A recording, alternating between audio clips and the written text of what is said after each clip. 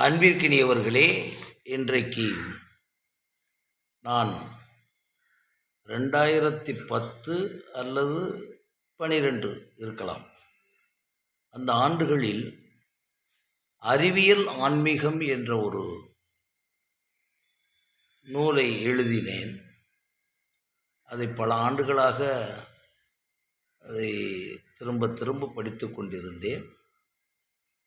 இன்றைக்கு அதை என்னுடைய உணர்வுக்காகவும் சில நண்பர்களின் உணர்வுக்காகவும் அதை அப்படியே பதிந்து வைத்து கொள்ள நினைத்தேன். அதை பதிந்திருக்கின்றேன். முதலிலே அறிவியல் ஆன்மீகத்தை பற்றி என்னுடைய நுண்ணுரை ரொம்ப ஆழமாக எனக்கு ஏற்பட்ட கேள்விகளுக்கு என் நுண்ணுரை என்று எழுதியிருக்கிறேன். அதற்கு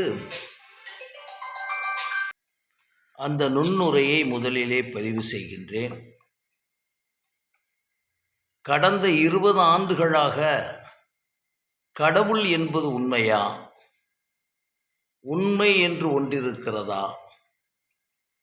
ஜீவன் முக்த நிலை என்றால் என்ன? ஜீவன் முக்த நிலையை அடைய முடியுமா? விதி, பூர்வ ஜென்மம், முற்பிறவி, மறுபிறவி போன்றவைகள் உண்டா இல்லையா? இறப்பிற்கு பின் என்ன நிலை? பிரபஞ்ச உற்பத்தி எப்படி தோன்றியது என்றும், மனிதன், இயற்கை, மற்ற உயிரினங்கள், பஞ்சபூதங்கள் ஆகியவைகளின் உள்வெளி தொடர்புகளும் அதனுடைய விரிவாக்கங்களும் ஒடுக்கமும் உண்மையா பொய்யா என்றும், மனோநாசம், மனோலயம் என்பவை ஏற்புடையதா?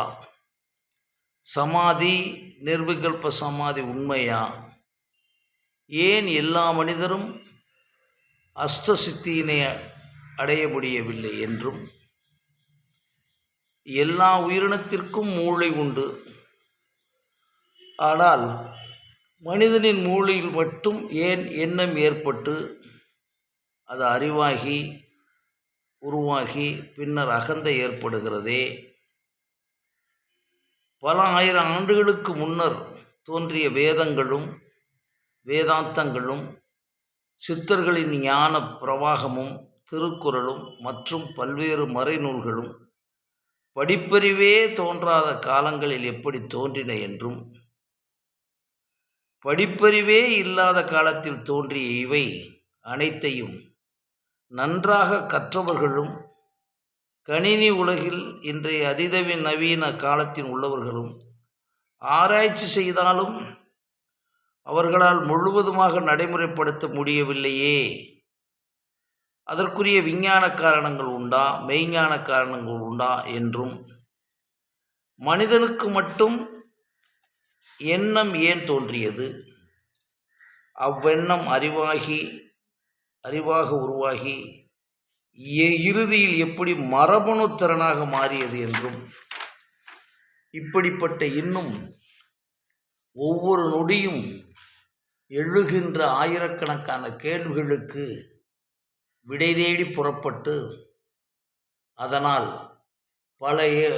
ஏற்பட்ட பல மரண அவஸ்தைகளை அடைந்து அதன் பிறகு ஏற்பட்ட என் சொந்த அனுபவங்களை என் வாழ்வியலில் தொடர்ந்து நடைமுறைப்படுத்தி கொண்டே உங்கள் முன் பதிவு செய்திருக்கின்றேன். இப்பகுதிகள் மூலம் ஒவ்வொரு அனுபவத்திலும் உள்ள விஞ்ஞானபூர்வமான உண்மைகளை உணர்ந்த பிறகே உங்களிடம் பகிர்ந்து கொள்கிறேன். இவைகளின் அடிப்படைகளை வைத்தே இன்றைய கணனி உலகிற்கு ஏற்ற வகையில் சுயவியல் கோட்பாடு, தியானமற்ற தியானம், நோ தாட் தியரி போன்ற விஷயங்களை நான் பதிவு செய்கின்றேன். என்னுடைய பதிவுகள் பல யூடியூப்பில் இருக்கின்றன.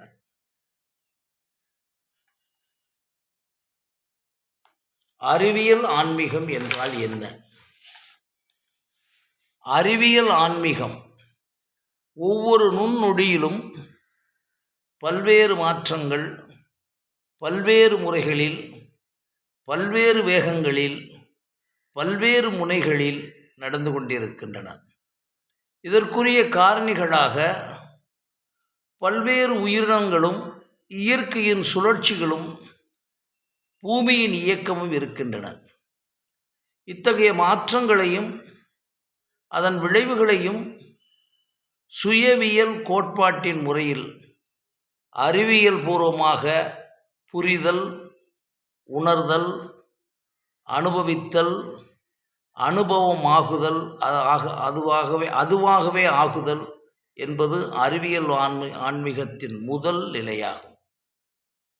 இந்த மாற்றங்களால் விளையும் இறுதி உண்மைகளை அப்சல்யூட் ட்ரூத் அறிவியலோடும் அறிவியல் கடந்தும், அதாவது ஃபிசிக்ஸ் மற்றும் மெட்டாஃபிசிக்கு கடந்தும் தன்னை அறிதல், self realisation and self actualisation, மரபணுத்திறன், உள்நிலை தன்மாற்றம், எண்ணமற்ற நிலை ஆகிய முறைகளில் வாழ்வியலுக்கு கொண்டு வருதல் அறிவியல் ஆன்மீகத்தின் இரண்டாவது நிலையாகும்.